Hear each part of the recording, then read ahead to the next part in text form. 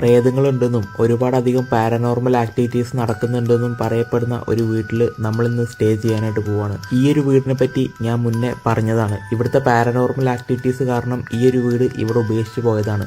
രാത്രി സമയങ്ങളിലൊന്നും ഈ പരിസരത്ത് കൂടെ ആരും അങ്ങനെ നടക്കാറില്ല. ഇന്നത്തെ ഒരു ദിവസം നമ്മൾ ഈ ഒരു വീട്ടിൽ സ്റ്റേ ചെയ്യാനായിട്ട് പോവാണ്. ഇവിടെ ശരിക്കും പ്രേതം ഉണ്ടോ ഇല്ലയോ എന്നുള്ളതാണ് നമ്മളിന്ന് നോക്കാനായിട്ട് പോകുന്നത്. ഞാൻ നിങ്ങൾക്ക് വേണ്ടി നമുക്കിവിടെ സ്റ്റേ ചെയ്ത് നോക്കാം. ഇപ്പോൾ സമയം ഏകദേശം 6 മണിയാവാനായിട്ടുണ്ട്.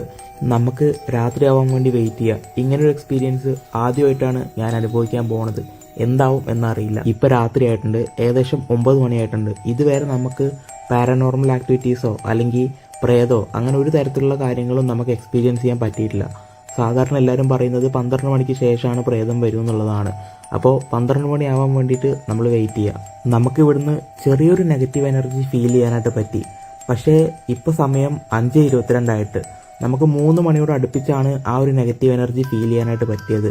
അത് സംഭവം വേറൊന്നുമല്ല, ഈ വീടിൻ്റെ ബാക്ക് സൈഡിൽ ഒരു മരമുണ്ട്. ആ മരത്തിൻ്റെ അവിടുന്ന് ചെറിയൊരു സൗണ്ട് കേട്ടതായിട്ട് എനിക്ക് ഫീൽ ചെയ്തു.